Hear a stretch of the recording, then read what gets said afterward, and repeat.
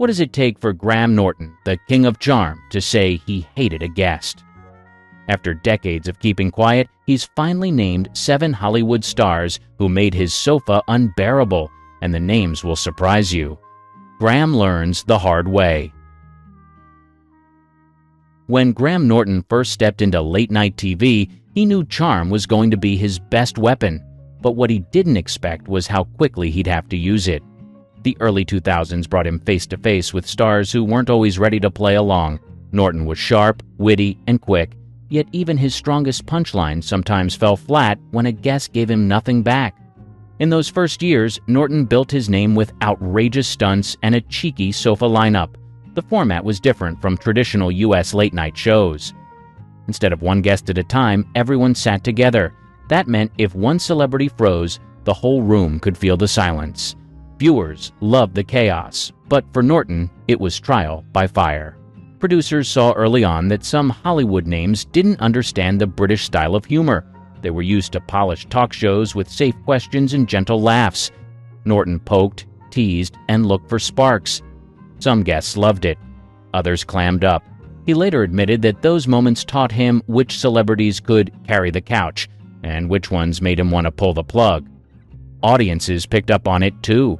Early forums and reviews praised Norton's ability to keep shows entertaining even when a guest seemed stiff or unwilling. He turned awkward pauses into running jokes, a tactic that became part of his brand. What many fans didn't know at the time was just how much effort it took behind the scenes. Norton has said in interviews that he left some tapings completely drained because the atmosphere was so hard to manage. The early 2000s also set the stage for his first true clashes with Hollywood royalty. It was one thing to charm a UK soap actor or a pop singer. It was another to try the same tricks with big-name stars who carried reputations and egos.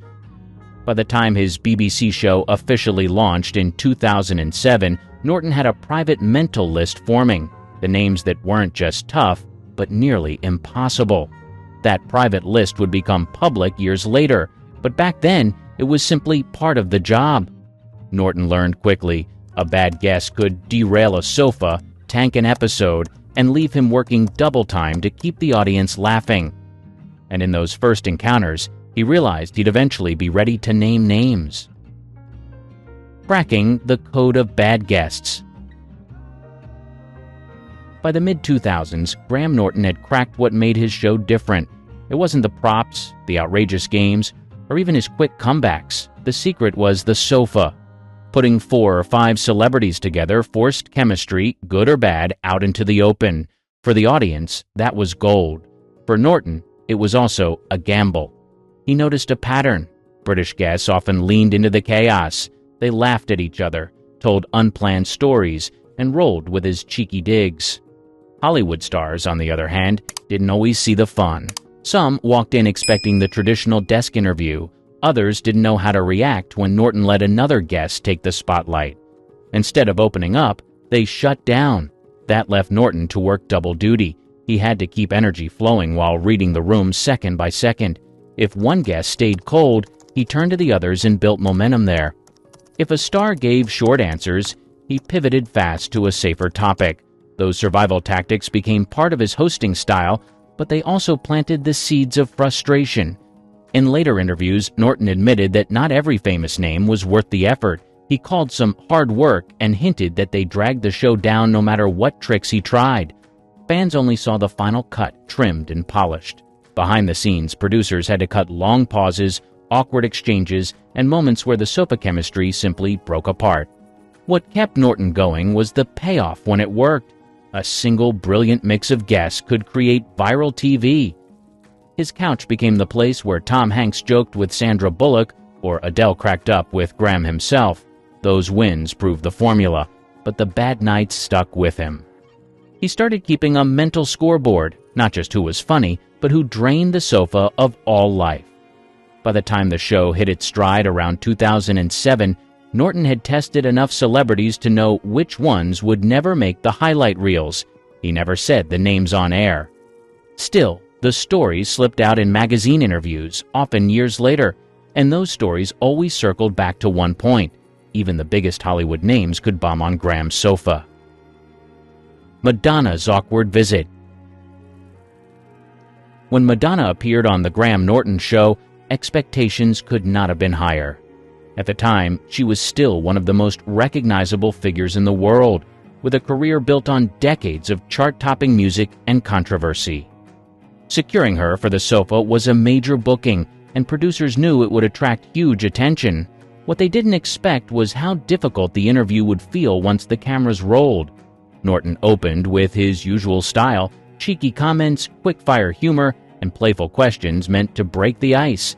Madonna, however, wasn't in the mood to match that energy. She kept her answers short, clipped, and guarded. Instead of bouncing off the jokes, she gave flat replies that left little room to build. For a host who relied on rhythm and timing, it was like hitting a wall. The audience noticed. Fans watching at home commented online that Madonna seemed uninterested in the format. The atmosphere on set looked stiff, and even edited for television, the lack of chemistry showed through. Some viewers defended her, saying she was always careful in interviews, while others felt she was acting like she was too big for the sofa. Either way, the reaction made it clear this wasn't one of Norton's strongest nights. Clips from that appearance still resurface years later. People point to the visible contrast between Norton pushing hard to keep the laughs going and Madonna, who remained cool and distant. Commentators often describe it as one of the rare times the host's sharp wit couldn't spark energy. Even Madonna's most loyal fans admitted it wasn't her best talk show outing. Over the years, Norton has chosen his words carefully when discussing difficult guests. He rarely names names, but he has admitted that some major celebrities were simply not up for fun. Fans and media outlets have often placed Madonna's appearance into that category. For them, it stood out as one of the most awkward examples of a Hollywood superstar refusing to play along. Russell Crowe's stiff appearance. Some Hollywood stars find it easy to match Graham Norton's quick, playful style. Others bring a heavier presence that slows the rhythm of the sofa. Russell Crowe fell into the second category. By the time he appeared on The Graham Norton Show, he was already an Oscar winner with a reputation for being serious in interviews. Fans tuned in expecting sparks, but what they got was a far more reserved version of the actor. During his visit, Norton tried to bring out a lighter side. He asked about Crowe's films, his music projects, and even teased him with a few cheeky questions. The responses were polite but restrained. Crowe often gave short answers, holding back from the kind of banter that usually makes the sofa work. The energy dipped compared to the other guests, and viewers noticed. Audience reaction after the episode reflected that mood. Online comments described the appearance as awkward and hard to watch, noting that Norton seemed to be doing most of the heavy lifting. Some defended Crowe, pointing out that he often came across as guarded on talk shows, while others felt he simply wasn't interested in loosening up. Clips from the interview highlight that contrast. Norton leaned in with humor, but Crowe met him with straight, measured replies. Other guests jumped in to keep the flow moving, which kept the episode from stalling completely.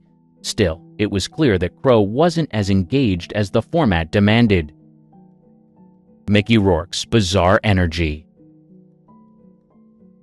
Some guests make headlines not because they're quiet, but because they dominate in strange ways. One of the most memorable examples came when Mickey Rourke joined Graham Norton's sofa. Viewers expected wild stories, and that's exactly what they got, though not in the way Norton hoped. From the start, Rourke's energy was unpredictable. He rambled through long, winding anecdotes that confused both Norton and the other guests. Punchlines landed flat because the setup stretched too far. At points, he spoke over others or drifted into offbeat tangents that had nothing to do with the questions asked. Norton tried to rein him in, but Rourke simply carried on, leaving the sofa in a mix of nervous laughter and stunned silence. Audience reaction was split. Some found the chaos entertaining, saying it felt like watching live television teeter on the edge of collapse. Others called it one of the most uncomfortable interviews in the show's history. Clips from the night quickly spread online, with many pointing to Rourke's bizarre storytelling as proof that even Norton couldn't control the sofa every time. In later comments, Norton admitted how tough the interview was. He explained that Rourke's behavior left him little room to guide the conversation. Instead of playing along with the cheeky humor, Rourke's offbeat energy took the episode in directions nobody planned. Norton is known for thriving on unpredictability, but in this case, the chaos swallowed the show rather than sparking it. The other guests looked visibly uneasy at times. Some shifted in their seats or tried to jump in to balance the mood. Norton used quick pivots to involve them, but Rourke often pulled the focus back to himself. The result was an interview remembered less for laughs and more for how surreal it felt. Robert De Niro's Silent Sofa, 2015. Some interviews are remembered for energy. Others stand out because there was none at all. That was the case in 2015 when Robert De Niro appeared on Graham Norton's show. Fans expected a legend with decades of stories to share. What they saw instead was one of the flattest conversations in the show's history. From his first answer, De Niro seemed uninterested. Norton asked about his career, his famous roles, and his new film at the time. De Niro responded with short phrases and a blank expression. The host tried multiple approaches, jokes, quick pivots, even giving space for other guests to engage him, but the replies stayed clipped. The atmosphere sank quickly, and the weight of it spread across the sofa. The studio audience could sense the struggle. Viewers watching at home later commented that De Niro looked bored and barely present. Even edited for broadcast, the silences were obvious. Online clips from the episode often get shared as examples of how a major star can be a terrible talk show guest. Norton himself did not shy away from addressing it later. In one interview, he bluntly described Robert De Niro as a terrible guest. He explained that nothing seemed to work, no matter how many angles he tried. For a host known for pulling humor from the most unlikely situations, admitting defeat was rare. That made his comment even more striking. Behind the scenes, producers faced a difficult edit. They cut out long pauses and awkward exchanges, but the broadcast still showed how flat the conversation had been. The other celebrities on the sofa did their best to lift the mood, yet it was clear Norton was carrying most of the weight. Even his strongest jokes landed awkwardly because De Niro gave no reaction. For fans, the disappointment was sharp. Robert De Niro had been expected to bring iconic stories from a legendary career. Instead, the night confirmed that star power alone cannot save an interview. A talk show thrives on energy, and when one guest refuses to give it, the entire sofa suffers. Mark Wahlberg, Chaos, 2013. Sometimes an interview goes off the rails not because a guest is cold, but because they bring too much energy.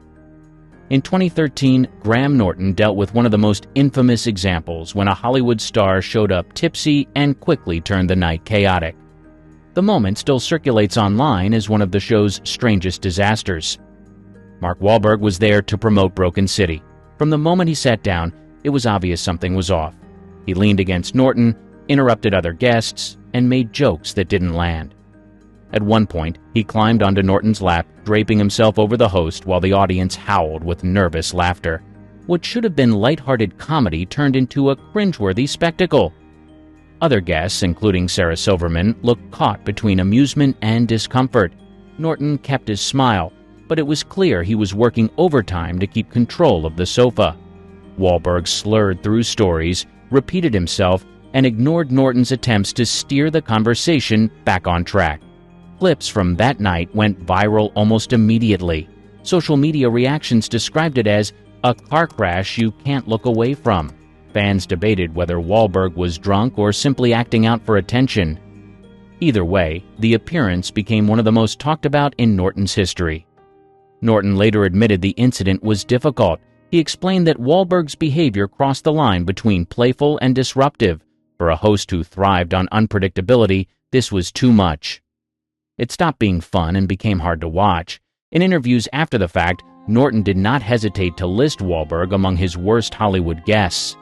Behind the scenes, editors trimmed heavily, but even the broadcast cut couldn't hide the chaos. The sofa dynamic was gone, replaced with nervous glances and forced laughter. What should have been a normal promotional appearance turned into a case study in how not to handle late-night TV. Mark Ruffalo's Flat Energy, 2015. Not every awkward moment on Graham Norton's sofa is explosive. Some stand out simply because the spark never comes. That was the case in 2015 when Mark Ruffalo joined the lineup to promote Avengers: Age of Ultron. Expectations were high. With the Marvel films dominating the box office, the studio sent its biggest stars on a global press tour. Ruffalo was paired with Keira Knightley, who had her own film to plug, and Norton had one of his trademark mixed sofas ready to go. From the start, though, something was off. Ruffalo gave short, clipped replies that slowed the rhythm of the conversation. Norton tossed him playful questions about superhero stunts, cast chemistry, and life on set. The actor's answers often stopped at a sentence or two, where other Marvel stars like Robert Downey Jr. or Chris Hemsworth thrived on late-night chaos. Ruffalo looked withdrawn. Fans picked up on it quickly. Online comments after the broadcast called the appearance awkward and hard work to watch. Viewers noted that Norton seemed to be working overtime to keep the energy up. At one point, Norton leaned into Knightley for a longer story, and the audience could see why. She delivered the humor and detail the segment needed. Ruffalo, by contrast, looked like he wanted to get the promotion done and move on. Clips from the show highlight the difference. When Norton teased Ruffalo about fan theories or asked about behind-the-scenes moments, the actor offered polite but flat responses. The sofa thrives on playful overlap between guests, but Ruffalo rarely jumped in on other stories. His style wasn't hostile, just disengaged, and that lack of spark weighed the episode down. In later conversations, Norton grouped Ruffalo among the guests who made interviews harder than they should have been. He didn't attack him outright, but he made clear that some Hollywood names simply aren't up for fun. For a host who built his career on energy, timing, and sofa chemistry, Ruffalo's quiet presence was a mismatch. The 2015 appearance hasn't gone down as a scandal, but it remains one of the more forgettable Marvel promo stops on Norton's show. For fans expecting fireworks from a global star, it showed that even blockbuster actors can bring the sofa to a halt when they don't share Graham's rhythm. Harrison Ford's reluctant visit. Some stars bring nerves, others bring chaos, and then there are the ones who give almost nothing at all. One of the clearest examples came when a legendary actor sat down on Graham Norton's sofa and looked like he wanted to be anywhere else.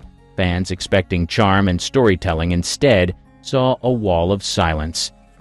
Harrison Ford joined the lineup to promote a film project. From the opening exchange, it was clear he wasn't in the mood for banter. Norton asked about his long career, his famous roles, and even offered easy setups that usually spark laughter. Ford responded with flat, dry remarks that ended conversations before they could start. His reputation for being a reluctant talk show guest followed him into the studio that night.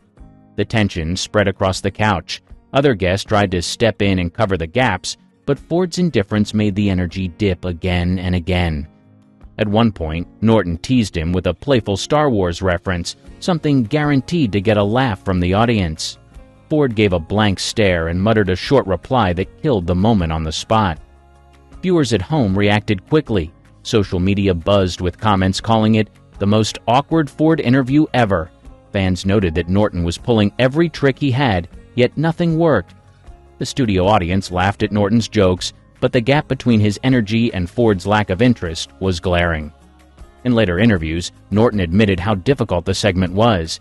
He grouped Ford with the handful of Hollywood stars who simply refused to engage. For a host who thrived on lively interactions, it was another reminder that big names didn't always equal great television. Behind the edit, producers worked hard to smooth things out, but the broadcast still revealed the problem. The conversation lagged, the humor fell flat, and even Norton's sharpest lines could not pull Ford into the rhythm of the show. Clips from that episode are still shared as proof that Ford's talk show reluctance was no myth. Norton names his 7. Graham Norton had spent more than 2 decades interviewing the biggest stars in the world. Over that time, rumors about his least favorite guests had become a running topic in fan circles. He usually avoided naming names, preferring to keep things light, but when pressed in interviews around his 62nd birthday, he finally stopped dodging the question. Norton revealed the 7 Hollywood guests he hated most. The list confirmed what longtime viewers had already suspected. Madonna's guarded and distant appearance was officially marked down as one of his worst experiences. Russell Crowe's heavy, unresponsive energy joined the group. Mickey Rourke, with his rambling and unpredictable stories, was included without hesitation. Robert De Niro's 2015 visit where he barely spoke, was singled out as one of the toughest interviews Norton ever faced. Mark Wahlberg's chaotic, tipsy night in 2013 secured him a spot. Mark Ruffalo's flat energy during a 2015 Marvel promotion added another name to the list, and Harrison Ford, with his reluctant presence and clipped replies, completed the 7. Norton spoke about them with unusual bluntness. He explained that some celebrities were simply hard work and made his job more draining than fun. He also noted that the format of his show magnified those problems. On a single guest talk show, short answers or bad energy can be hidden. On his sofa, with everyone together, a single weak link stands out instantly. That's why these 7 names left such a lasting mark on him. The admissions made headlines across British and American media. Fans clipped the old interviews and shared them again online, now with Norton's confirmation attached. Some viewers defended the stars, saying they were shy or misread the format. Others agreed with Norton, pointing out how uncomfortable those episodes had always looked. What surprised many was Norton's honesty. He rarely criticizes guests publicly, even when interviews clearly flop. To hear him name 7 Hollywood icons outright gave weight to what fans had long suspected. It also showed that, after decades in broadcasting, he was comfortable saying what he really thought. By naming the 7, Norton closed a chapter on years of speculation. He didn't soften the language or offer excuses. Instead, he confirmed the reality of his toughest interviews and left no doubt about which guests he had truly hated having on his sofa. When you see them on screen with their amazing talent and skill alongside their aura in interviews, it is not far-fetched why a lot of the actors from the golden age of Hollywood are admired and almost worshipped. But we aren't just going to go behind the scenes, we are going even further into the bedrooms of these stars to see the twisted desires that they enjoyed. Some of them would leave you in awe. Hair taste. Rudolph Valentino, the smoldering heartthrob of the silent screen, the guy who made hearts race and knees weak with just a smolder.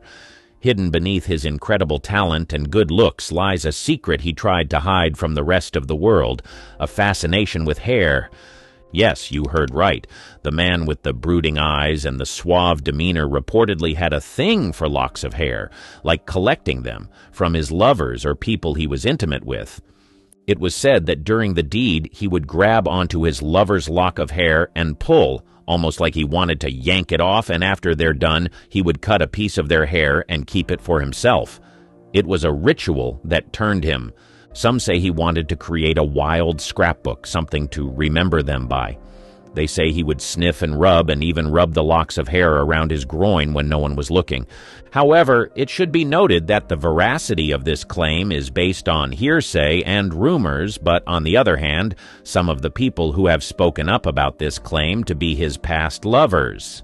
So was Rudolph Valentino really the Casanova with a hair interest? Or was it just another spicy detail Hollywood cooked up to keep us all on the edge of our seats?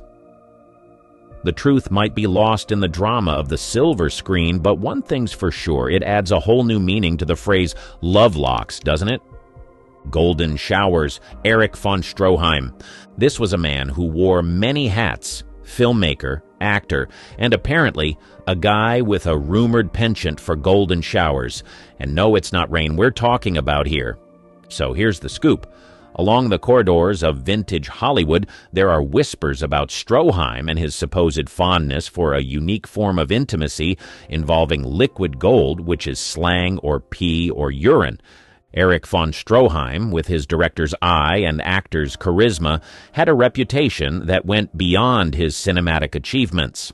The rumor mill suggested he had a thing for, well, unconventional waterworks in the bedroom. Exhibitionism inclination, Marilyn Monroe. Legend has it that Marilyn wasn't at all shy about embracing her sensuality, even in less conventional settings. Rumors swirled about her enjoying the thrill of being watched, adding an extra layer of spice to her already iconic image. The Hollywood siren loved basking in the glow of a spotlight, not just on the screen, but also in the bedroom. She was rumored to have multiple intimate partners, sometimes at the same time, and she would make them watch as she danced naked or got intimate with another. The claims about Marilyn's exhibitionist tendencies are born from red-hot gossip that is still tantalizing till today. Some say she reveled in the attention, making every moment a stage for her allure. But the evidence supporting these tales isn't exactly a concrete foundation. But somehow the uncertainty of this pleasure adds an extra allure to the amazing legacy of Marilyn Monroe. Uniform fetish Cary Grant and his rumored attraction for uniforms, police uniforms to be precise. It is hard to see the dashing leading man, the epitome of suave sophistication, harboring a penchant for not just anyone, but specifically men in uniform. With his debonair charm and impeccable style, had a thing for the authoritative allure of police uniforms. Cary Grant, the silver screen icon enjoying the allure of a uniform, might add a layer of complexity to his public image. The thought of him finding excitement in the structured attire of law enforcement personnel adds a spicy dimension to his off-screen persona. This inclination may have stemmed from the fact that Grant was attracted to authority and power. Uniforms, especially those associated with authority figures, often symbolize power, control, and discipline. Speculating on where this alleged attraction came from is like piecing together a Hollywood mystery. Some say it's rooted in the desire for a sense of control or perhaps a fascination with the mystique surrounding those who enforce the law. But here's the kicker. The origins of fetishes are often as unique as the individuals who harbor them, and we might never know the full story. As for those who possibly spoke about Grant's uniform attraction, the list is as elusive as a Hollywood secret. Rumors circulate, mentioning unnamed insiders or confidential sources, but concrete evidence is scant. Sadomasochism preference, Ava Gardner. Ava Gardner, the epitome of old Hollywood glamour, navigates the world of Hollywood with a rumored taste for the edgy and intense. Sadomasochism, with its blend of pleasure and pain, is like a bold stroke in the portrait of Ava's rumored private life. The idea that the woman known for her beauty and allure might have dabbled in the darker corners of desire adds a layer of complexity to her iconic image. It is said that she enjoyed anything that caused her pain in the bedroom, and she also got even more turned on by causing her lovers pain. Now, the authenticity of these claims is about as clear as a Hollywood fog. The carriers of Hollywood whispered, insiders hinted, but concrete evidence is elusive. Hollywood is a town where gossip is as common as red carpets, and separating fact from fiction can be as tricky as navigating a film noir plot. Speculating on where this rumored interest might have stemmed from opens a door to the enigma of Ava Gardner. Perhaps it was a desire for an unconventional thrill, a rebellion against the constraints of societal expectations, or maybe just a facet of her complex, personality-seeking expression in a world that often demanded conformity. As for those who might have spoken about Ava's alleged interest in sadomasochism, names fade into the shadows. Hollywood's whispers often lack clear sources, leaving us with tantalizing tales without a definitive storyteller. It's as if the rumor mill decided to keep this particular chapter in Ava's life shrouded in mystery. Nylon stockings fetish, James Dean and the rumored nylon stockings interest that adds a touch of kink to the rebel without a cause. Picture the brooding Hollywood icon, the embodiment of cool, with a rumored penchant for nylon stockings. It's like a scene straight out of a film noir with a provocative twist. Now, let's be crystal clear about this inclination. Nylon stockings, those sheer and silky leg adornments, took center stage in the whispers surrounding James Dean. The thought of the iconic rebel finding allure in the soft caress of nylon adds an unexpected layer to his legendary persona. However, before we dive too deep into this Hollywood tale, a word of caution. These claims lack the solid ground of concrete evidence. It's more like a smoky haze of rumors floating through the decades, leaving us to decipher whether it's a splash of truth or just the allure of a scandalous narrative. So why nylon stockings? That's the million-dollar question. Perhaps it was the texture, the sensuality of the material, or maybe it spoke to Dean's rebellious spirit, choosing something unconventional in a world that often thrived on conformity. The origins of fetishes are as elusive as the characters who harbor them, and in the case of James Dean, we might never know the full story. As for those who may have whispered about Dean's alleged nylon stockings interest, their names fade into the background. Hollywood's tales often lack clear narrators, leaving us with provocative rumors without a definitive storyteller. In the shadowy corridors of James Dean's rumored desires, we're left with a tantalizing question. Did the rebel of the silver screen truly have a thing for nylon stockings, or are these whispers just a part of the mystique that shrouds his legacy? Rock Hudson, Tony Curtis, even Shelley Winters had something to say. Behind the Hollywood gloss, Burt Lancaster's relationships told a story the studios buried. If it ever got out, it would have blown the golden age wide open. Early life and circus days. Burt Lancaster was born on the 2nd of November, 1913 in East Harlem. His parents were Irish working-class New Yorkers. His father worked for the Postal Service, and his mother ran the home. He grew up tough, restless, and athletic. School bored him. He spent more time climbing street poles and flipping over fences than reading books. By age 19, Lancaster had joined the K Brothers Circus. He wasn't just an acrobat, he was a headliner. He performed with his lifelong friend Nick Cravat, a fellow New Yorker he met in the gym. They trained together, slept in tents, and traveled the country by train, putting on fast-paced tumbling acts that wowed small-town crowds. Their timing was flawless. Their trust ran deep. The circus wasn't glamorous, but it gave Lancaster something Hollywood couldn't teach: control over his body, charm on cue, and comfort with danger. He learned how to perform for people sitting 30 feet away who couldn't hear a word. Everything had to be big, clear, and unforgettable. When the Depression hit, circus work dried up. Lancaster bounced between odd jobs: truck driver, meat packer, even singing waiter. He briefly got into NYU on an athletic scholarship but dropped out. He wanted movement, not lectures. During World War II, he served in the Army's Special Services Division, performing in plays and variety shows for the troops. He kept doing flips in front of tents instead of training with rifles. His act was so good, officers kept him out of combat. After the war, Cravat stayed in his corner. The two reunited in movies like The Flame and the Arrow and The Crimson Pirate, where Cravat, who never spoke on screen, played his silent, stunt-heavy sidekick. It was their circus act all over again, just with brighter costumes and cameras rolling. Lancaster's screen presence came from those circus years. He didn't fake swagger. He earned it in sawdust rings and train cars. The discipline, balance, and showmanship never left him. He and Cravat were inseparable for decades, both on and off screen, but there's no record of anything romantic between them, just loyalty, grit, and a shared history too rare to fake. That bond set the stage for everything that followed. Hollywood breakthrough in 1946. In 1945, Burt Lancaster was working as a salesman in Los Angeles when a casting agent spotted him. He wasn't acting, he wasn't trying. But his look, broad shoulders, confident stance were hard to ignore. The agent asked if he'd ever considered film. Lancaster said he'd give it a shot. That offer led to a screen test, then to a starring role. By 1946, he was front and center in The Killers, opposite Ava Gardner. He was 32, had no acting background, and crushed the role. His performance as the Swede was quiet, menacing, and magnetic. The Killers was a noir hit, and critics locked on to Lancaster's stillness, how he could dominate a scene without saying much.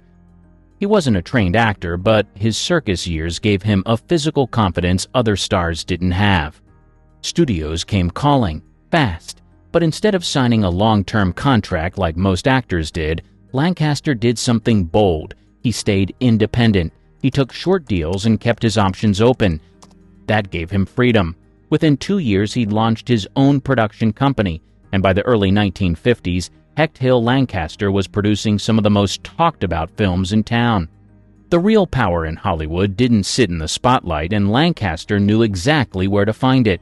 He became a regular at private parties where actors, writers, and directors gathered behind closed doors.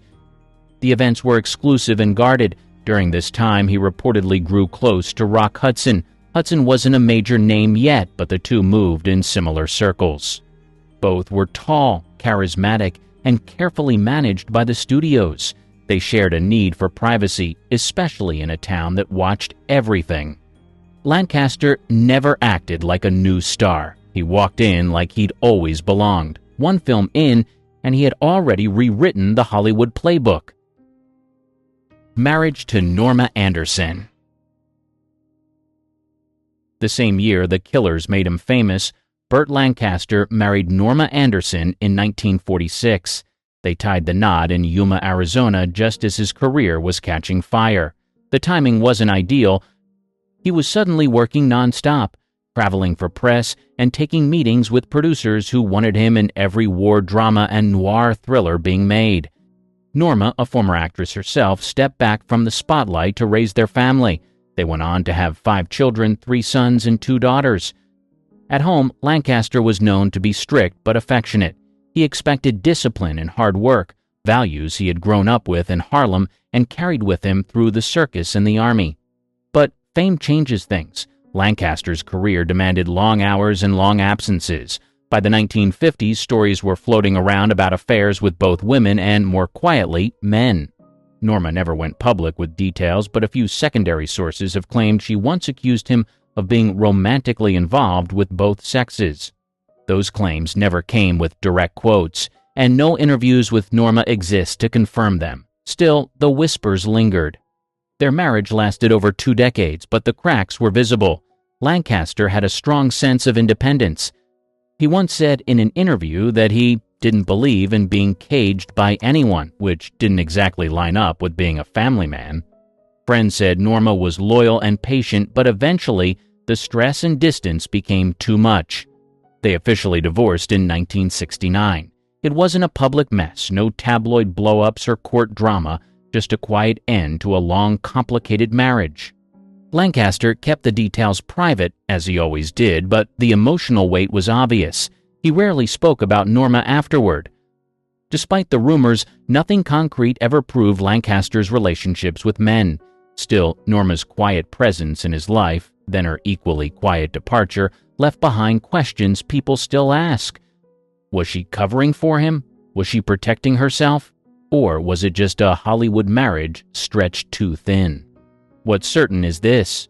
For over the 2nd of December AIDS, Norma Anderson was part of the Lancaster story. The part not seen on screen. The one without applause. Friendship with Rock Hudson. By the 1950s, he was an A-lister with his own production company, and Rock Hudson was Hollywood's next rising star. Hudson's breakthrough came with Magnificent Obsession in 1954, and by then, he and Lancaster were already crossing paths at private industry events. Their friendship wasn't flashy, but it ran deep enough to catch notice behind the scenes. Both men were tall, broad-shouldered, and commanding on screen. Off-screen, they were known to attend discreet parties thrown by directors, producers, and agents who catered to stars living outside the public mold. These events were designed to keep certain things quiet. The press wasn't invited. What happened there stayed there. In 1960, an FBI memo mentioned both Lancaster and Hudson in connection to a raid on a Beverly Hills mansion. The report described the property as hosting unusual gatherings involving prominent actors. No charges were filed, no names were released to the public, but the memo still made its way into Lancaster's file, which already included notes on his political activism. Lancaster never commented on the memo or any rumors about his connection to the party. Hudson, who later faced enormous pressure to hide his identity, also stayed silent. But insiders who worked in the industry during the 52nd and 62nd have described both men as part of a quiet, protective network. Stars like Hudson, Montgomery Clift, and others navigated a system where being seen in the wrong place could end a career. Lancaster's friendship with Hudson stayed out of the spotlight, but it lasted decades. They never starred in a film together, never gave joint interviews, never posed for staged photos. But they were often seen arriving at the same estates, slipping into the same rooms, and leaving out the back when the night was over. FBI surveillance in the 1950s. While Lancaster was rising in Hollywood, his name was quietly making its way into federal files. The FBI under J. Edgar Hoover was tracking actors, directors, and writers suspected of communist sympathies or deviant behavior, as the reports called it. Lancaster fit the profile, politically outspoken, fiercely independent, and socially connected to people Hoover didn't trust. His file wasn't thin. It included notes on his liberal activism, his vocal stance against McCarthyism, and his public support for civil rights. But what raised more eyebrows inside the Bureau were the repeated tips, often anonymous, that questioned his private life. Some claimed he attended gatherings of concern. Others listed him among male guests at parties under unofficial watch. There were no arrests and formal investigations, but the surveillance was constant.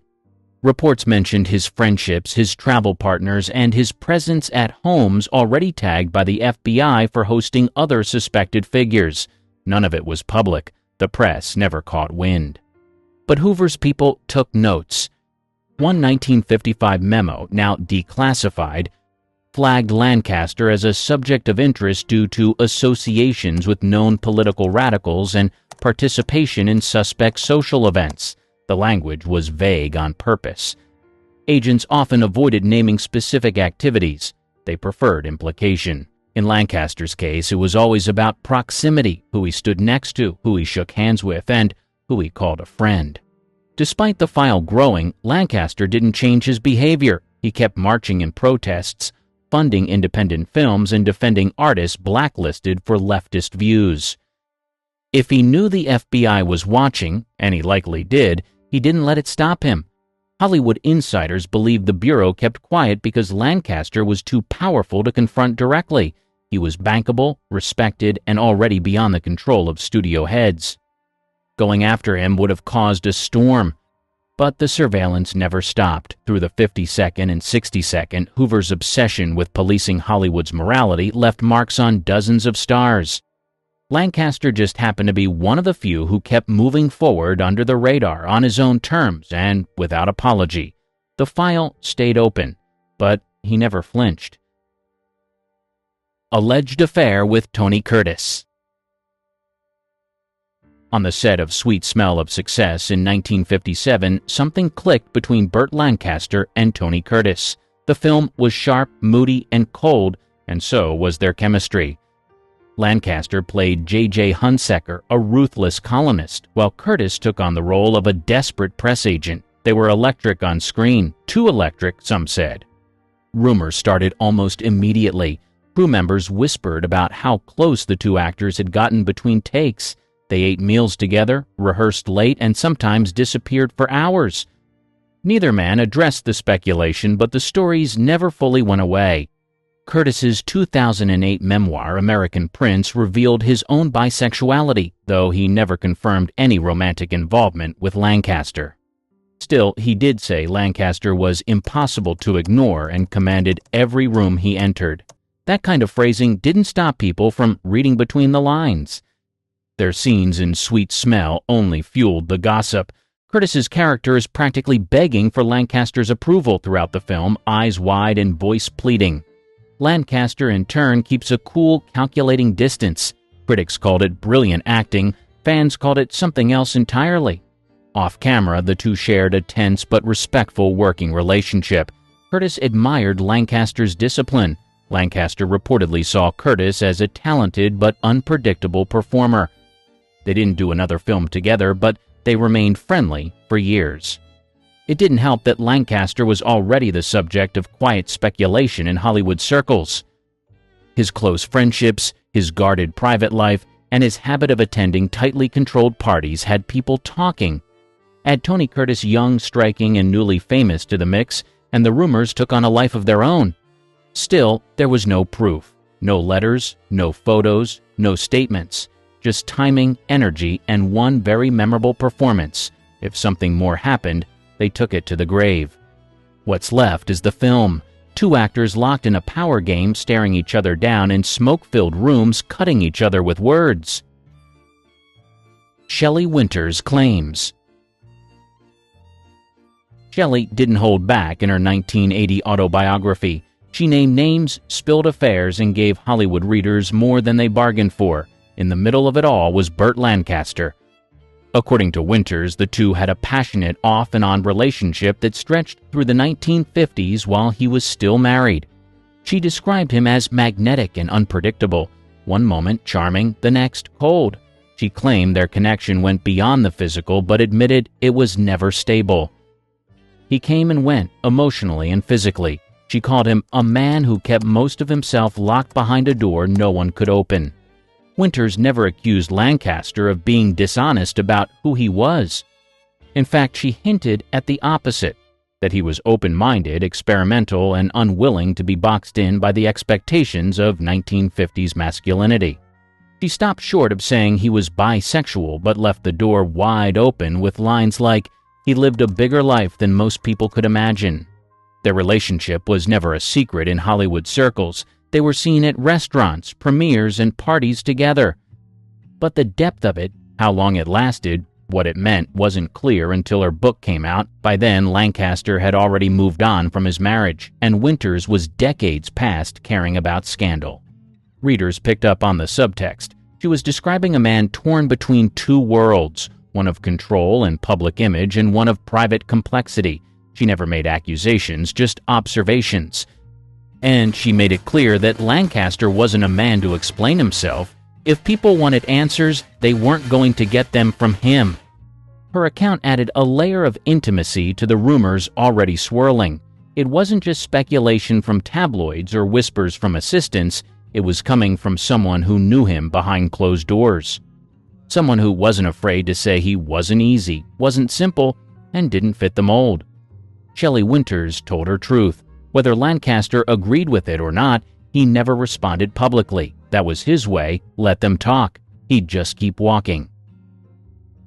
Vince Eager's 1958 encounter. He wasn't a movie star. He was a young British singer on the rise, part of the late 1950s rock and roll wave in the UK. In a 2017 interview with the Nottingham Post, he recalled one night in 1958 that never left him. He was 18. Burt Lancaster was 45 and visiting London. According to Eager, they crossed paths in a Soho nightclub popular with entertainers and agents. Eager was sitting at the bar when Lancaster approached him, friendly but direct. The actor complimented his look, asked a few questions, and then allegedly offered him a role in an upcoming film. The offer came with a condition: Eager would have to spend the night with him. Caught off guard, Eager turned him down. He said Lancaster's mood shifted instantly. What started as charm turned into anger. Lancaster allegedly called him ungrateful and stormed off. Eager said he never told anyone at the time. He didn't want the attention, and Lancaster was too big to challenge. The story stayed buried for decades. Eager never wrote a book, never shopped a screenplay. He told the story casually nearly 60 years later while talking about his time in the music business. The reporter didn't even ask about Lancaster. Eager brought him up on his own. No one else has confirmed the encounter. There are no records, photos, or second-hand accounts. Lancaster's estate never responded, and no journalist has been able to verify the details. But Eager stuck by it. He said the moment was brief but unforgettable, and that he never watched a Lancaster film the same way again. What makes the story hard to dismiss is its lack of drama. Eager wasn't angry. He wasn't even trying to accuse Lancaster of anything criminal. He just told the story as it happened, or as he remembered it. A strange night, an unexpected proposition, a quick rejection. AIDS advocacy with Hudson. In 1985, Rock Hudson publicly revealed that he was battling AIDS. It shocked the industry. He was the first major Hollywood star to come forward, and the announcement shattered decades of silence around both his sexuality and the epidemic itself. While many distanced themselves, one of the few big names who didn't flinch was Burt Lancaster. That same year, Lancaster appeared at a Hollywood fundraiser for AIDS Project Los Angeles. He didn't just show up, but took the stage and read a personal letter from Hudson, who was too sick to attend. The letter was emotional, full of pain and defiance. Lancaster's delivery was quiet but firm. The room, packed with stars, was silent. The fundraiser pulled in over $1 million, one of the largest single-night donations for AIDS relief at the time. Lancaster's involvement turned heads. He had never spoken publicly about Hudson's private life before, and he didn't now. But reading that letter was a clear statement. He was standing with his friend in front of cameras, in the middle of a cultural firestorm. This wasn't just about friendship. Lancaster had always leaned left politically. He'd marched for civil rights, spoken out against blacklisting, and fought censorship. But this moment was different. AIDS carried stigma. It was costing people their lives and their dignity. Most celebrities stayed quiet. Lancaster chose to act. He didn't join every rally or give interviews about the crisis. That wasn't his style. But that night on stage mattered. It showed loyalty, not just to Hudson, but to everyone who'd been forced into silence. He didn't need applause. He didn't need headlines. He just did the right thing and walked away. Hudson died later that year. Lancaster never commented again. No memoir reflection, no press statement, just that one night, that one letter. In a city built on image, Lancaster had always played the long game. And in that moment, he reminded people that character isn't measured by what you say when it's easy, it's what you do when it's hard. No camera tricks, no spotlight needed, just action, quiet, visible, and unforgettable. Final years. Burt Lancaster's body finally slowed down in 1990. A serious stroke left him partially paralyzed and forced him into retirement. He spent his final years out of the public eye, living with his longtime companion, Susan Martin. They had been together quietly for years and married after his stroke. Lancaster, once so fiercely physical and expressive, now lived in near silence. He died on the 20th of October, 1994, just shy of his 81st birthday. The obituaries called him a legend, a risk-taker, a Hollywood original. He was remembered for From Here to Eternity, Elmer Gantry, and Birdman of Alcatraz. Tributes poured in from actors and directors he had mentored or challenged, or both, but the public image didn't tell the whole story. Decades later, Burt Lancaster's FBI file was declassified.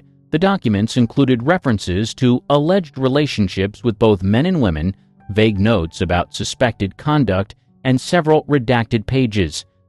Nothing definitive, just enough to remind readers that behind the clean-cut leading man was a figure the government never fully trusted. Kate Buford's 2000 biography, Burt Lancaster: An American Life, addressed the rumors directly. She wrote that Lancaster never confirmed or denied any allegations about his sexuality, not even privately. He wasn't evasive, he was deliberate. Buford suggested that his silence wasn't about shame, it was about protecting people, friends, lovers, maybe both. He never gave interviews explaining himself, he never published a memoir. What he left behind was a career of sharp turns, a trail of broken contracts, and a filmography packed with risk. He went from noir tough guys to political dramas to character studies that no one else would touch, all on his terms. What remains is a complicated legacy. He challenged Hollywood's rules in front of the camera and defied them behind the scenes. He made room for others by refusing to play by the old script. In the end, the mystery stayed intact. And maybe that was the point. Not everything needed to be answered. Some parts of Lancaster's life weren't for the screen. They were his. He protected them. And he took them with him. When you watch a film, what do you see? The story, the plot, the actors and actresses. All of these come together to create the perfect film. But you probably missed some things in your favorite films. They create a beautiful viewing experience. The list goes on, but did you miss these little details? The horse from The Wizard of Oz. One of the coolest hidden details in the movie is something you may have missed. Remember when Dorothy and her friends arrive in Emerald City? They ride in a carriage pulled by a horse that magically changes colors, and you see it go from purple to red to yellow, and it's such a fun little moment that adds to the whimsical vibe of Oz. But here's the thing, this was all done practically, no CGI obviously because it's 1939. The filmmakers used white horses and applied vegetable-based dyes to their coats to create the effect. They picked vegetable dye because it was safe for the animals and easy to wash off. They had to shoot those scenes quickly, though, because the horses kept licking the dye off themselves. Imagine the crew scrambling between takes to make sure the horse still looked camera-ready. It's such a clever and subtle touch that makes the magic of Oz feel real, even though it's a simple old-school trick. Next time you watch, pay attention to the transitions. It's seamless and still holds up as a great piece of movie magic. The Snow Globe from Citizen Kane. In Citizen Kane, the snow globe in Kane's hand during his final moments isn't just a cool prop, it's a hidden clue to what's really going on with him. Here's the deal. As Kane whispers Rosebud and dies, we see the snow globe fall and shatter. But if you look closely, the snow globe's reflection shows his childhood home. It was the house he lived in before being sent away to a life of wealth and isolation. It's a quiet but powerful detail. That snow globe ties everything together. His last word, Rosebud, is the sled he played with as a kid. The snowy scene inside the globe represents the happy, simple life he lost. The fact that this reflection is there but not immediately obvious is what makes it so brilliant. It's one of those blink and you miss it moments, but it's packed with meaning. Kane's entire life was about trying to fill the emptiness from losing that childhood happiness. And this little snow globe is the perfect symbol of it. It's subtle, clever, and such a genius touch by Orson Welles. The Tears in Casablanca. One of the most emotional scenes in Casablanca is when the patrons of Rick's Cafe sing La Marseillaise to drown out the Germans. It's powerful enough on its own, but here's the hidden layer. Many of the extras in that scene were actual refugees who had fled Nazi-occupied Europe. When the actors started singing, it wasn't just acting. For those refugees, the French national anthem was deeply personal, a defiant symbol of freedom and resistance against the Nazis. Their tears and the raw emotion you see on their faces are 100% real. This backstory makes the scene hit even harder. It's not just a stirring moment in the film. It's a genuine expression of grief, hope, and defiance from people who had lived through the horrors of war. Knowing that makes the scene all the more unforgettable. Number 13 from Shadow of a Doubt. In Shadow of a Doubt, Alfred Hitchcock does a brilliant job of using subtle motifs to hint at the dark side of Uncle Charlie. One of the most interesting is his use of the number 13, which pops up multiple times in the film as a quiet but consistent symbol of danger and doom. For example, Uncle Charlie lives in a house with 13 steps leading up to it. Then there's a scene where he's watching a train station clock that's stuck at 13 minutes past the hour. And let's not forget the scene where Charlie, his niece, finds a note with a 13 written on it, hinting at something ominous in the works. It's not obvious, but Hitchcock uses the number 13 to foreshadow Uncle Charlie's sinister nature. It hints that something bad is coming without saying it outright. The number 13 traditionally has a negative, unlucky association, and Hitchcock plays with that cultural symbolism to subtly remind us that Uncle Charlie is not the lovable, charming man he appears to be. It's a perfect example of Hitchcock's genius at building tension with tiny, almost invisible details. The pool from Sunset Boulevard. The detail of Norma Desmond's pool being shaped like a coffin is a chilling piece of visual storytelling that foreshadows the film's opening murder in a very subtle, almost subconscious way. At first glance, the pool just seems like another luxurious, decadent feature of her mansion. But it looks like a coffin. That's eerie given the film's dark themes of death, decay, and obsolescence. Norma Desmond is a once famous silent film star clinging desperately to the past, and the pool's design reflects that obsession with both death and the idea of being trapped in a bygone era. This visual metaphor also ties into her character's fate.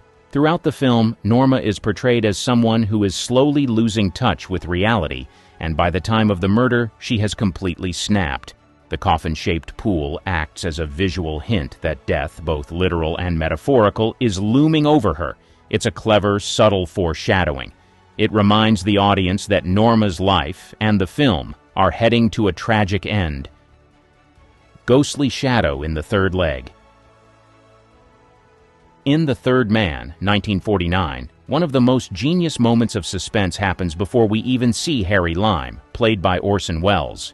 Early in the film, the protagonist Holly Martins walks down a dark alley. Harry's shadow makes a ghostly appearance on the wall before he is revealed.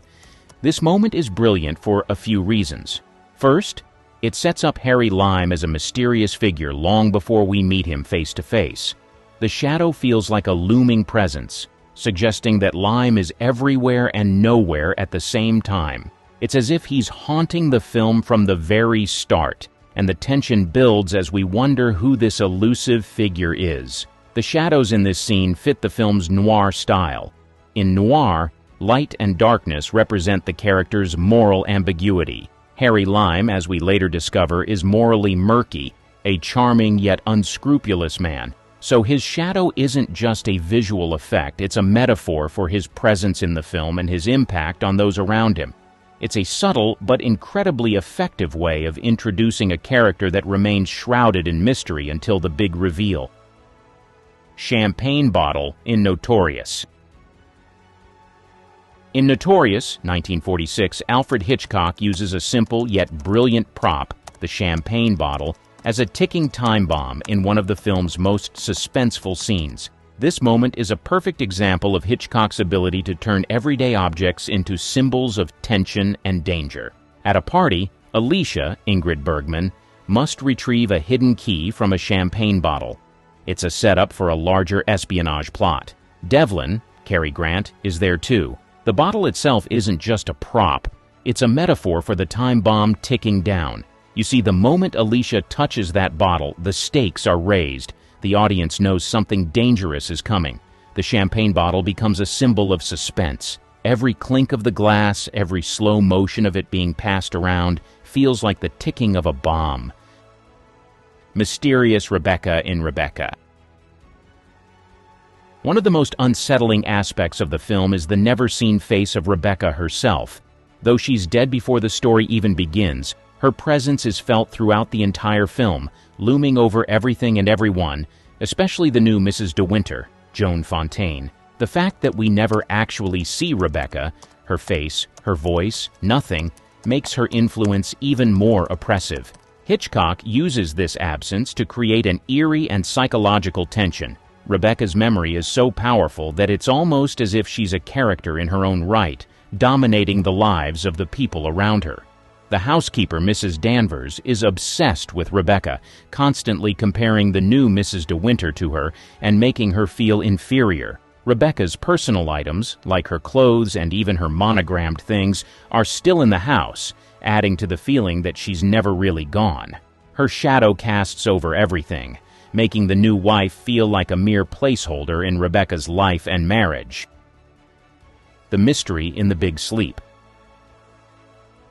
One of the standout features is the deliberately unreadable murder mystery that keeps viewers on their toes. The film, based on a novel by Raymond Chandler, throws a bunch of plot twists, shady characters, and unsolved questions at the audience.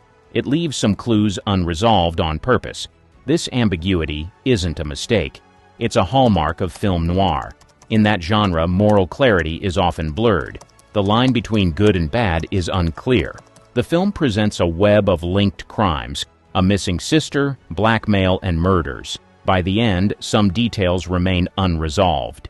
The audience never really gets to know all the facts behind the murders, or even the true motivations of some characters. The mystery feels almost like a puzzle that can't fully be solved, leaving a lingering sense of confusion and uncertainty. The Anklet from Double Indemnity. In Double Indemnity, 1944, Barbara Stanwyck's anklet is one of the most subtle but powerfully suggestive details that perfectly encapsulates her character, Phyllis Dietrichson. At first glance, the anklet seems like a small, almost frivolous piece of jewelry, but in the context of the film, it becomes a symbol of Phyllis's allure and the danger she embodies. The anklet first appears when Phyllis is introduced to Walter Neff, played by Fred MacMurray, and it immediately draws attention, just like Phyllis herself. It's a small detail, but its significance grows as the film progresses. The anklet is delicate and feminine, but it also has a hint of sexual allure. Phyllis uses her charm and beauty to manipulate the men around her, and the anklet, like her entire persona, lures Walter into her web of deceit and crime. But beyond its sexual allure, the anklet also carries an underlying sense of danger. In classic noir fashion, nothing is ever as simple as it seems. The Falcon reveal in The Maltese Falcon. The reveal of the Falcon as a fake is one of the most brilliant and subtle commentaries on greed in the entire film. Throughout the movie, the Falcon is the object of obsession, the coveted treasure that everyone is desperate to possess. It represents the ultimate prize, the pinnacle of wealth and power, driving the characters to deceit, betrayal, and murder. But in the end, the Falcon is a worthless replica. It undermines all the violence, lies, and manipulation surrounding it. Background sound in Singin' in the Rain. In this film, Lena Lamont's first talkie scene has clever details. They reveal the struggles of early sound film production. Lena's voice is grating and unbearable.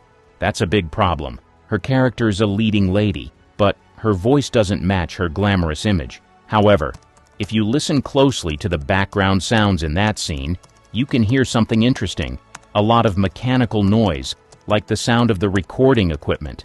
This subtle sound cue reveals that the problem isn't just Lena's voice, it's the equipment. The microphone and sound technology of the time are clearly struggling to capture her voice properly, emphasizing that it's not necessarily the actors who are at fault, but the limitations of the technology itself. Overlapping dialogue in His Girl Friday. One of the most innovative techniques that set the film apart was its use of overlapping dialogue. This was a revolutionary choice. It broke from the slow, traditional dialogue common in films of that era. The overlapping dialogue, where characters talk over each other and interrupt one another frequently, created a more natural, fast-paced tone that mimicked real-life conversations. In most films of the time, dialogue was delivered in a more structured way, with clear pauses between characters' lines. But in His Girl Friday, director Howard Hawks embraced the chaotic, rapid-fire exchanges that happen in actual conversations, especially in the hectic world of the newsroom where the film is set. This choice not only added a sense of realism, but also helped to establish the breakneck speed of the story.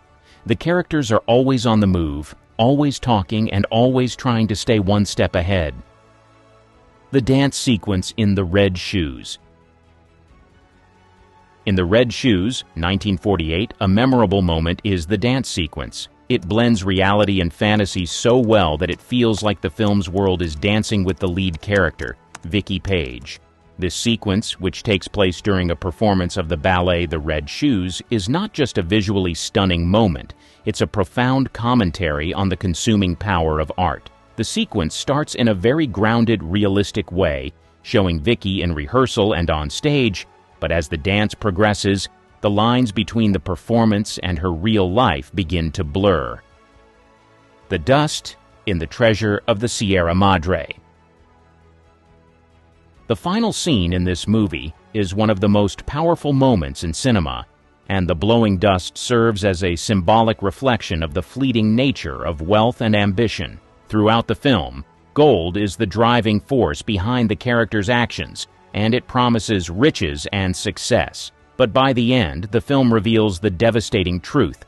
Wealth, when pursued blindly, is ephemeral and ultimately destructive. In the final scene, as the treasure hunters, Dobbs, Curtin, and Howard, realize that the gold they fought so hard for is lost in the mountains, the wind begins to blow dust across the barren desert.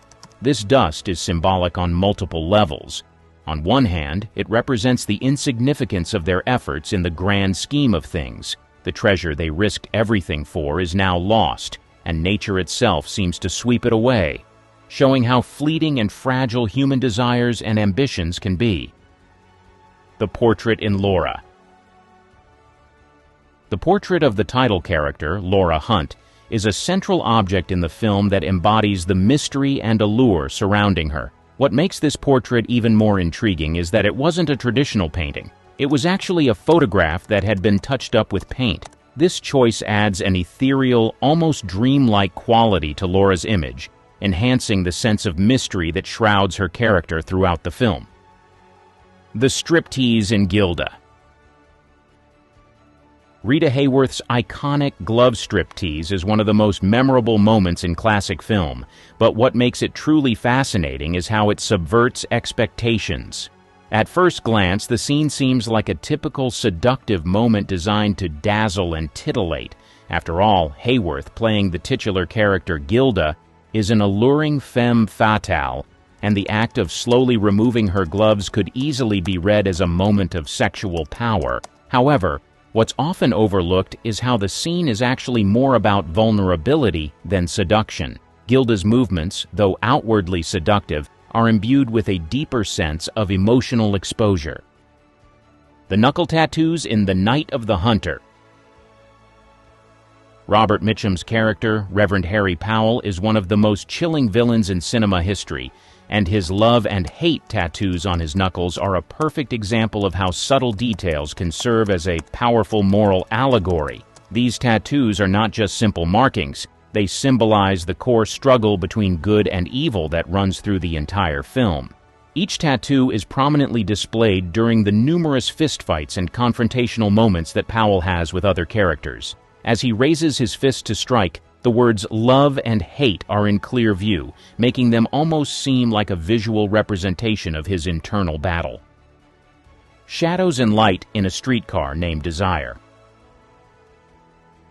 The use of shadow and light is a key visual tool that director Elia Kazan uses to reflect Blanche Dubois' fragile mental state. One of the most striking examples of this is the recurring motif of the paper lantern, which Blanche uses to cover a harsh light bulb in her room. This simple object becomes a powerful symbol throughout the film, representing Blanche's desire to conceal the painful realities of her past and present. Blanche is a character defined by her inability to face the truth about herself. She has fled her past in the South, carrying with her the trauma of a failed marriage, the loss of her family home, and a history of personal degradation. The harsh light, which symbolizes truth, reality, and the harshness of her circumstances, is something Blanche cannot bear. The paper lantern acts as her attempt to soften or hide these truths, creating a dim, flattering light that distorts her surroundings and, symbolically, her perception of reality. The staircase in Vertigo.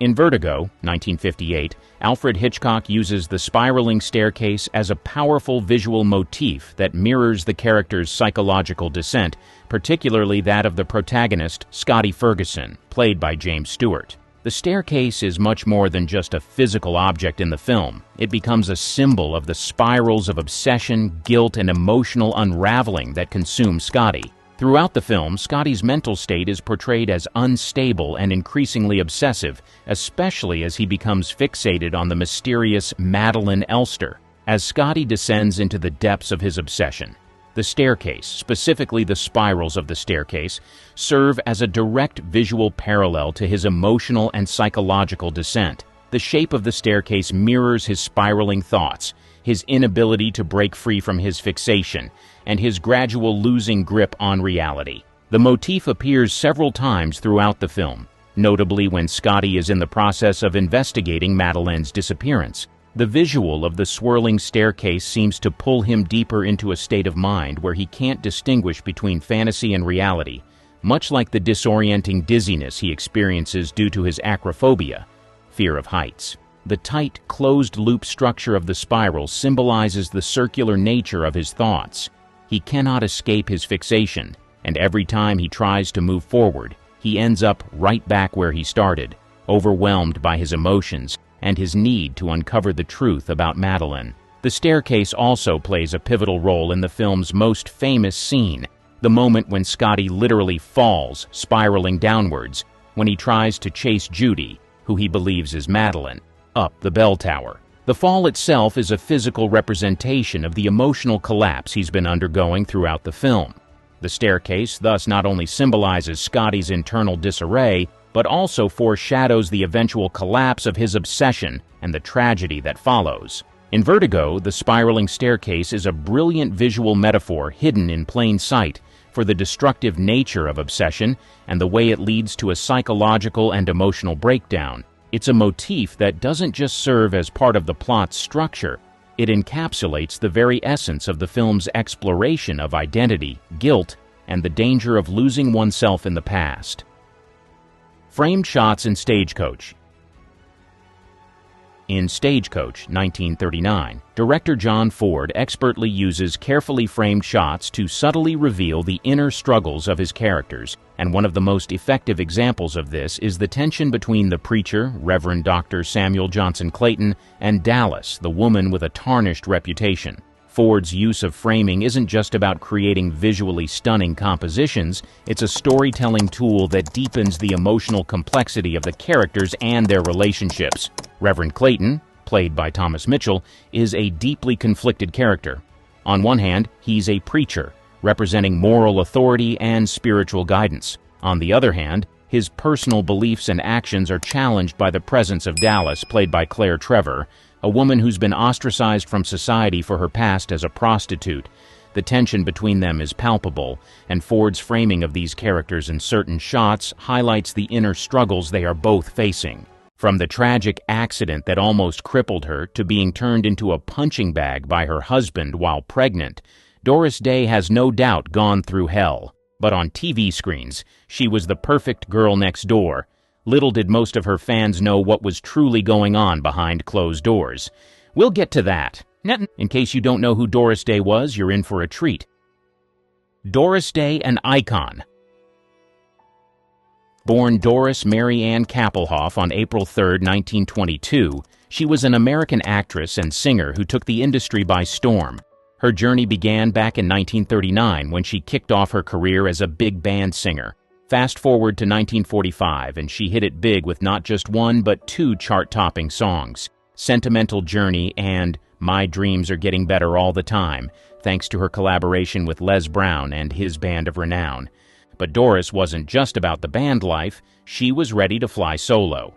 She ditched Brown and embarked on a solo career that saw her record over 650 songs from 1947 to 1967. Talk about a powerhouse! In the 1950s and 1960s, Doris was one of the leading ladies of Hollywood. Her film career took off with the 1948 flick Romance on the High Seas, and from there she starred in a little bit of everything: musicals, comedies, dramas, and even thrillers. Remember her as Calamity Jane in Calamity Jane, 1953? Or maybe you caught her in Alfred Hitchcock's The Man Who Knew Too Much, 1956, alongside James Stewart. She had some unforgettable on-screen chemistry with Rock Hudson, co-starring in 3 successful comedies, including the classic Pillow Talk, 1959, which even earned her an Academy Award nomination for Best Actress. And let's not forget her appearances with the likes of Clark Gable, Cary Grant, James Cagney, and Frank Sinatra. She truly shared the screen with some of the biggest names in Hollywood. But she didn't just stop at movies. After hanging up her film boots in 1968, just as her star was shining at its brightest, she launched into television with The Doris Day Show, which ran from 1968 to 1973. Doris's talent didn't go unnoticed. She snagged a Golden Globe and the Cecil B. DeMille Award for Lifetime Achievement in Motion Pictures in 1989. Then, in 2004, she received the Presidential Medal of Freedom. No big deal, right? And if that wasn't enough, she also grabbed the Grammy Lifetime Achievement Award in 2008 and a Legend Award from the Society of Singers. In 2011, she scored the Los Angeles Film Critics Association's Career Achievement Award, proving she was still in the game. Just when you thought she'd slow down, Doris released her 29th studio album, My Heart, in 2011, which was packed with new material and even hit the UK Top 10. By 2020, she was one of only 8 recording artists to have topped the box office in the US 4 times. But now, to the not-so-glamorous parts you may not have known. The accident. On October 14, 1937, Doris Kappelhoff, then a bright-eyed 16-year-old dancer from Cincinnati, found herself in a starkly different world as she lay in a hospital bed at Mercy Hospital. Just hours before, she had been filled with dreams of a dazzling Hollywood future, preparing to take the leap into stardom. That dream now lay in shambles around her, shattered by a terrible car accident that had altered the course of her life. The night before the accident was supposed to be a celebration. Doris, along with her dance partner Jerry Dougherty, had just signed a 5-year contract with an organization that supplied dancers to the movie industry in Hollywood. They were ready to embark on a new adventure, leaving behind the familiar stages of the Netherland Plaza Hotel and the Cincinnati Club, where they had performed countless times. Friends had gathered for a farewell party at the home of Mr. Clarence Holden, offering well wishes and sending them off with dreams of success. Doris and Jerry felt unstoppable, fueled by the excitement of what lay ahead. But as fate would have it, the ride home from the party took a tragic turn. Doris, Jerry, and 2 other friends, Albert Schroeder and Marion Bonekamp, were in the car when it collided with a freight train at 5th and High Streets. The impact was catastrophic. In an instant, the bright future Doris had envisioned was turned upside down. After the crash, Doris was left lying on the parkway, surrounded by debris, her leg injured, and her dreams feeling distant. As paramedics arrived, the reality of her situation set in. "My leg is broken. My leg is broken," she cried out, her voice filled with fear and desperation as she was loaded into the ambulance. She pleaded for her mother, Alma Kappelhoff, who had planned to accompany her to Hollywood, knowing how much this meant to her daughter. In the chaos, Jerry rushed to her side, his concern palpable as he tried to assess the situation. When he realized the extent of her injuries, it broke his heart. For nearly 6 years, they had danced together, preparing for this moment, and now it felt as if everything had come crashing down. Despite the pain and fear, Doris tried to comfort him, assuring him that she would dance again. After the accident, the hospital staff examined Doris's injuries. They confirmed that she had suffered a broken leg, which would require at least 4 months of recovery. The news was a heavy blow to Doris, who had spent countless hours training in ballet and voice, preparing for her moment in the spotlight. She couldn't help but think of how close she was to achieving her dreams, only to be sidelined by this terrible accident. Doris's mother remained by her side, trying to keep her spirits up. She reminded Doris that they would have to wait until spring for their trip to Hollywood, a statement that felt like salt in the wound. Meanwhile, the other passengers, Albert and Marion, sustained various cuts and bruises but were otherwise okay, which was a small comfort in the aftermath of the crash. As days turned into weeks in the hospital, Doris grappled with her injury and the toll it took on her aspirations. While she was stuck in bed, her dreams of dancing faded like the sunlight outside her window. However, instead of letting despair consume her, Doris began to channel her energy into singing. She recognized that while her dancing career was on hold, her voice could still carry her to new heights. During her recovery, she immersed herself in vocal training, honing her talent and finding solace in music. This decision would ultimately set the stage for a remarkable transformation in her career. Just a few months later, bandleader Les Brown heard Doris's voice and recognized her extraordinary talent. He offered her a chance to sing with his band, which opened the door to her first major hit, Sentimental Journey. From that point on, Doris Day became a household name, charming audiences with her voice and her infectious smile, all the while carrying the lessons learned from that harrowing night. The accident may have altered her path, but it didn't define her. Instead, it shaped her into the iconic figure she would become, showing the world that the show must go on, no matter the obstacles. She was a fake girl next door. Doris Day was the epitome of the girl next door in Hollywood, a bright, cheerful figure who seemed to embody innocence and charm. But let's be real, that persona was a carefully crafted image, a product of what studio executives and publicists wanted to sell to the American public. Behind all that sunshine and sweetness, Doris's life was filled with struggles that didn't quite fit the wholesome package she was expected to deliver. When Doris first hit the scene in the late 1940s, she was marketed like a dream. Films like Romance on the High Seas and Pillow Talk showcased her as the perfect, lovable heroine who always ended up with the guy.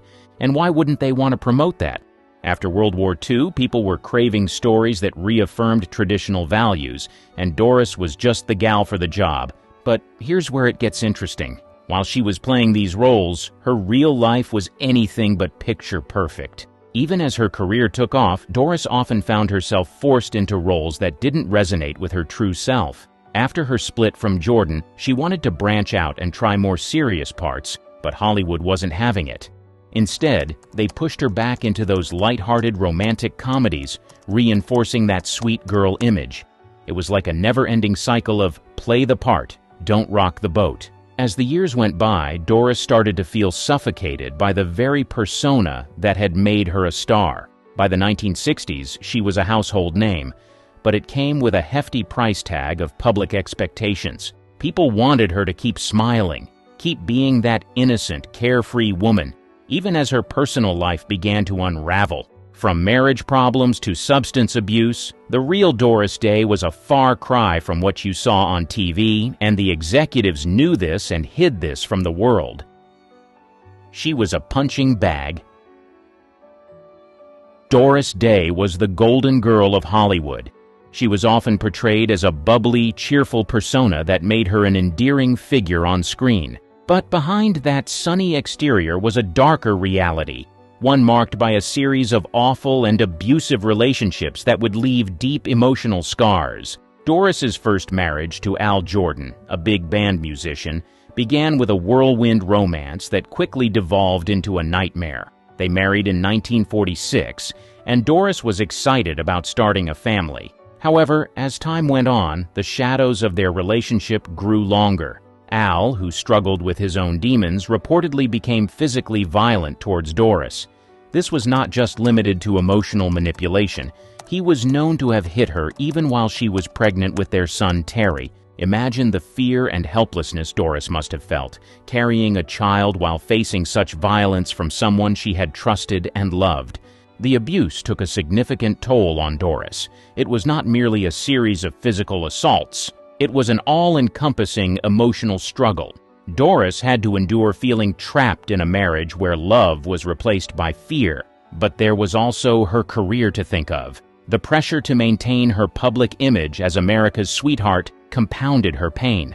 After all, how could someone so beloved be experiencing such turmoil? This facade became an overwhelming burden, forcing her to conceal her struggles while putting on a brave face for the world. But soon enough, even Doris took a stand and said, enough is enough. The tipping point came when Doris realized she could no longer endure the abuse. Summoning every ounce of strength, she left Al, taking their son with her. Leaving was a significant and courageous step, but it was also the beginning of a long healing process. Doris had to confront the trauma of her past while also working hard to provide for her son. The emotional scars from the abuse lingered long after she escaped the situation. It would take years of self-discovery, therapy, and self-reflection for her to reclaim her sense of self-worth. The impact of her first marriage didn't just fade away with time. Doris often spoke about how the violence she experienced shaped her views on relationships and love. Even as she found success in her career, the shadow of her past continued to follow her. For years, she struggled with trust and intimacy, fearing that any new relationship might mirror her experiences with Al. But at another attempt at love, Doris faced an equally worse fate: sleeping with the enemy. When Doris married Martin in 1951, she believed she had found a partner who would support and love her unconditionally. Martin was not just her husband. He was also her manager, guiding her career and helping her navigate Hollywood. For many years, it seemed like they were a perfect match. Doris trusted him completely, letting him take the reins on her finances and career decisions. She was focused on her work, pouring herself into singing, acting, and making films. Meanwhile, Martin was handling the business side of things, or so she thought. However, as it turned out, Martin had a darker side that Doris never fully grasped. While she was busy being America's sweetheart, he was allegedly squandering her fortune, which was estimated to be around $20 million at the time. Imagine putting your trust in someone so deeply, only to find out later that they were secretly draining your bank account. It was a betrayal of the highest order. And when Doris learned the truth after Martin's demise in 1968, it felt like the ground had been ripped out from under her. After Martin passed away, Doris began to dig into their finances, and what she uncovered was nothing short of shocking. Not only had Martin mismanaged her money, but he had also kept her completely in the dark about their financial ruin. There were no warnings, no discussions about budgeting, or even any hints that they were in dire straits. Instead, Doris found herself facing the harsh reality of almost being bankrupt. The man she had trusted most had not only betrayed her financially but also emotionally, leaving her feeling lost and alone. To add insult to injury, Martin had taken it a step further by secretly signing her up for a television series, The Doris Day Show, without her knowledge or consent. He knew that this would be a major project for her, but rather than discussing it with her, he just went ahead and made the decision on his own. Her own husband had run you into the ground financially, but he also made major career moves without consulting her. It must have been infuriating for Doris, who had built her career through hard work and determination. Eventually, Doris had to pick up the pieces of her shattered financial situation, and it wasn't easy. She found herself navigating bankruptcy and financial recovery at a time when she was also grappling with the emotional fallout from Martin's betrayal. It was a real wake-up call for her, forcing her to take control of her life in a way she never had to before. She had always relied on Martin to handle the business side, but now she needed to become her own advocate and financial manager. Despite the challenges, Doris faced this new chapter with resilience. She stepped into her role on The Doris Day Show, using it as an opportunity to rebuild her career and regain her financial footing. This series became a significant part of her life, allowing her to showcase her talent to a new generation while also helping to restore her wealth. Slowly but surely, she began to claw her way back from the brink of financial disaster. Looking back, Doris often reflected on her experiences with Martin. She learned the hard way that trust, while essential in relationships, should also be accompanied by awareness and oversight. It was a painful lesson, but it ultimately shaped her into a stronger and more independent woman. She would go on to advocate for animal rights and focus on her passions, turning the page on a tumultuous chapter in her life. She was lonely. Doris Day's life really shows that fame doesn't always come with happiness. Sure, she was the charming girl next door that everyone loved, lighting up the screen and belting out catchy tunes. But behind that bright smile, she often felt more alone than you'd think. It's a real twist, because the more popular she got, the more isolated she felt. Imagine being adored by millions but still feeling lonely at night. As Doris's star began to shine in the 50s and 60s, the pressure to maintain that perfect image only grew. People saw her as this bubbly, carefree icon, but underneath she was battling feelings of isolation. While other celebs might have thrived at glamorous parties, Doris longed for something deeper, real connections with people who got her, not just her public persona. She was in this weird position where everyone loved her, but the fame made it hard to find genuine friendships. The conversations she had often felt like they were skimming the surface, and she craved those heart-to-heart talks that could really make you feel connected.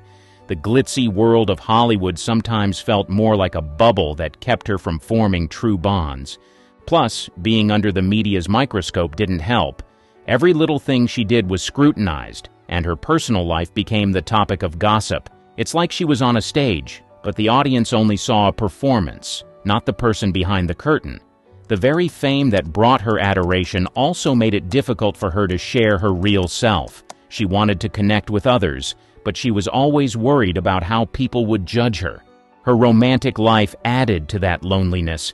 Her first marriage to Al Jordan was pretty rocky, and her third husband, Martin Melcher, turned out to be a huge disappointment when it came to trusting him with her finances. Those experiences left her feeling scarred and hesitant to open up to new people. She really wanted companionship, but her past made it hard for her to trust anyone. In her quieter moments, Doris reflected on her life and couldn't shake off the sadness.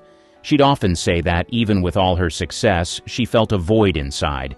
Sure, she had the fame, the fan mail, and the accolades, but none of that could replace the comfort of true companionship.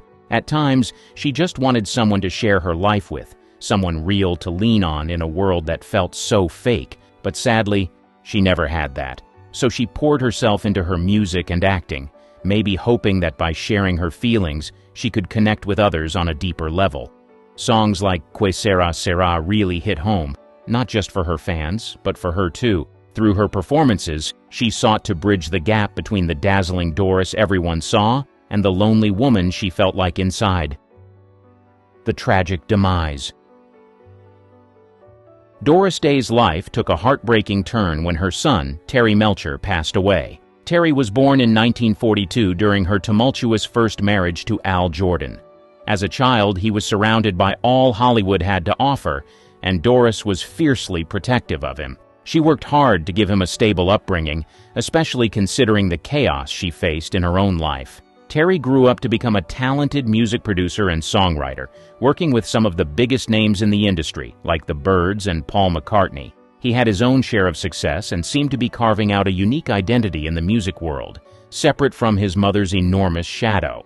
Doris was incredibly proud of him and often spoke about how talented he was, which must have brought her immense joy given the struggles she faced in her relationships. However, the dark clouds of tragedy loomed over their family. In 2004, Terry was diagnosed with skin cancer, and Doris watched helplessly as her beloved son battled the disease.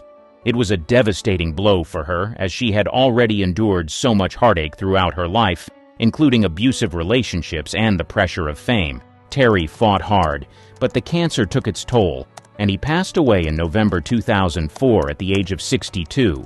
The loss of her son was like a devastating earthquake in Doris's life, shaking her to the core. She was deeply affected by his passing, feeling an emptiness that words could hardly describe. Doris often reflected on her relationship with Terry, emphasizing how close they were and how they leaned on each other throughout their lives. After losing him, she poured her grief into her work and her love for animals, dedicating her energy to animal rights activism. It was as if she sought to channel her pain into something positive, honoring Terry's memory by continuing to make the world a better place. Goldie Hawn built her legend on laughter, but after 79 years in the spotlight, she's finally breaking Hollywood's oldest rule, naming the 6 actors she hates the most. For decades, fans believed she was the industry's eternal optimist. Yet behind the scenes, trusted crew members and leaked diaries reveal a blacklist that sent shockwaves through the A-list. When Oscar winners like Kirk Douglas and Warren Beatty show up on her hit list, the consequences reach far beyond bruised egos. Casting deals were torpedoed, scripts rewritten, entire reputations called into question. So what finally pushed America's sweetheart to confess, and who else made her regret walking onto set? Turning 79, Goldie Hawn found herself at the center of a rumor mill she had spent decades outsmarting. For years, her reputation ran on sunshine, always the optimist, the professional, the woman who could laugh off almost anything. But in 2024, something shifted.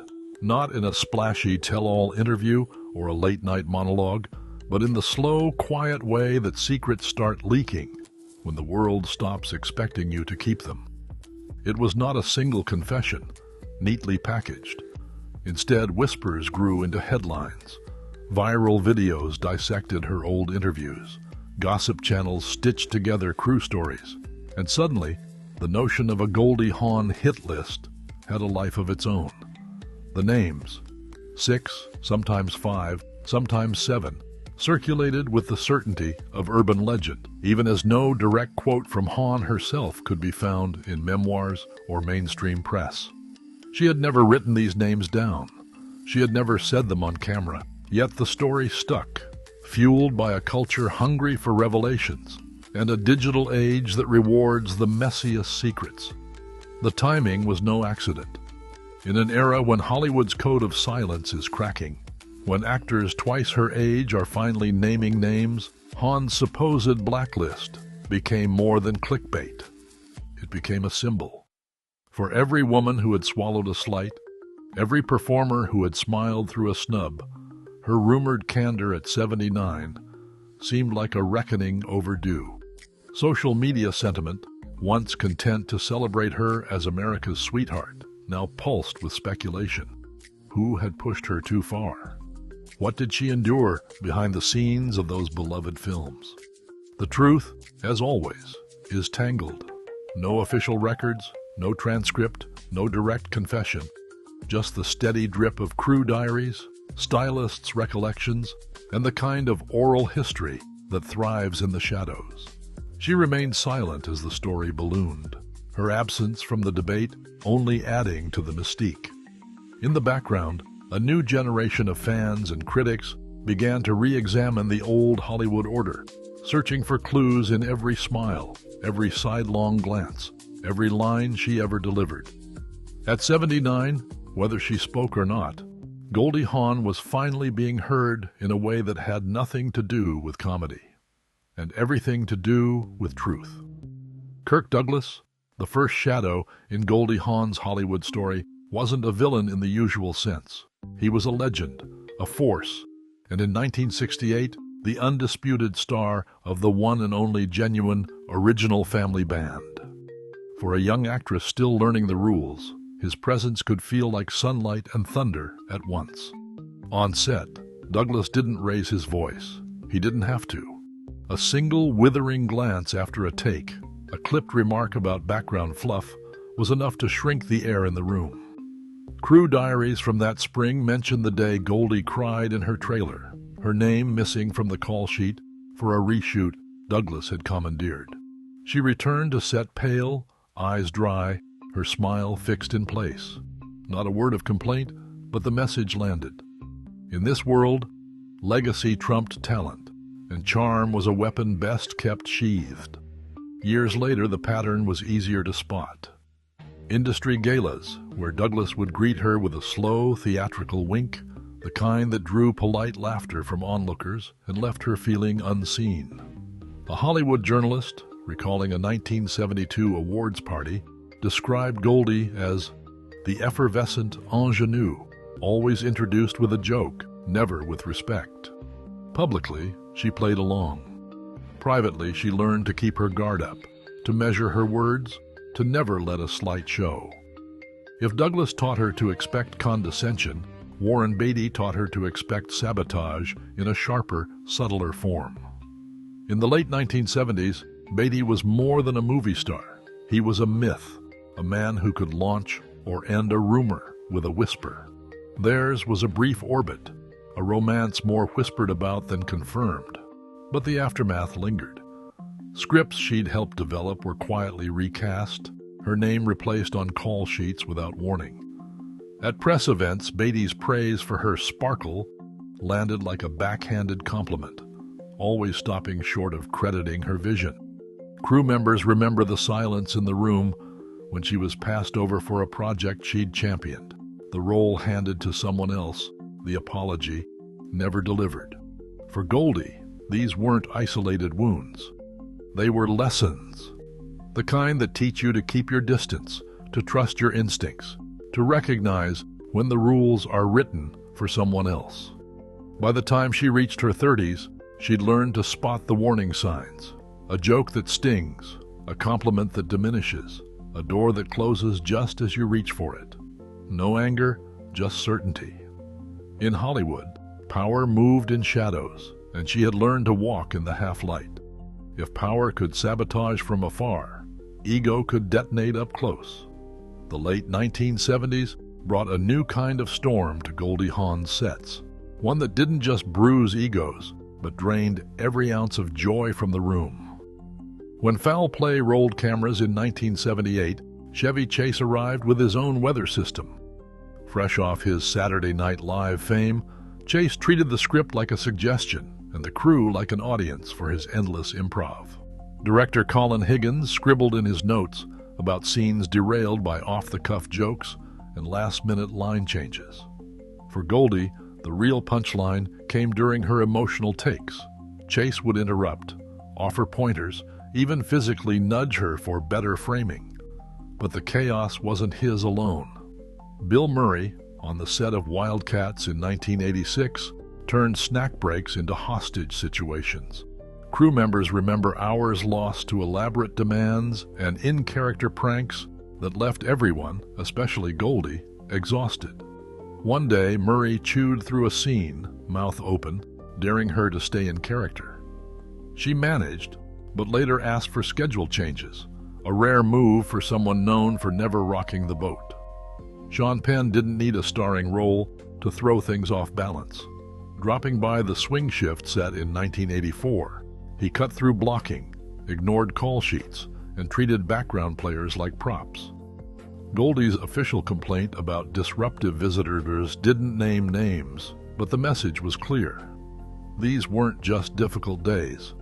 They were a masterclass in morale erosion. The lesson stuck. Sometimes the loudest voices on set are the ones most desperate to drown everyone else out. Steve Martin's reputation in Hollywood is built on precision. Every line, every gesture, measured and rehearsed until it lands with mathematical certainty. On the set of House Sitter in 1992, that discipline became a double-edged sword. Goldie Hawn, fresh from decades of improvising with the best, found herself cornered by Martin's relentless need for control. During a rehearsal, he stopped her mid-sentence, offering, "Try the line again, but this time, pretend you've seen the movie." The room froze. Crew members exchanged glances. Hawn smiled, but the strain flickered across her face, a silent plea for air. She was an Oscar winner being treated like a novice. It didn't end with a single awkward moment. Martin's advice became a running theme, breaking down her scenes, dissecting punchlines, suggesting alternate inflections, as if she were auditioning for his approval. In private, she vented to her stylist, filling pages of her journal with stories of rehearsals that stretched for hours, not because the script demanded it, but because Martin did. She never confronted him outright, never stormed off set. Instead, she made a quiet vow: no sequels, no second chances. The official story was scheduling conflicts. The truth was exhaustion, emotional, creative, spiritual. But the last slot on her rumored list remains a phantom. Some say it was a director who once reduced her to tears over a single line.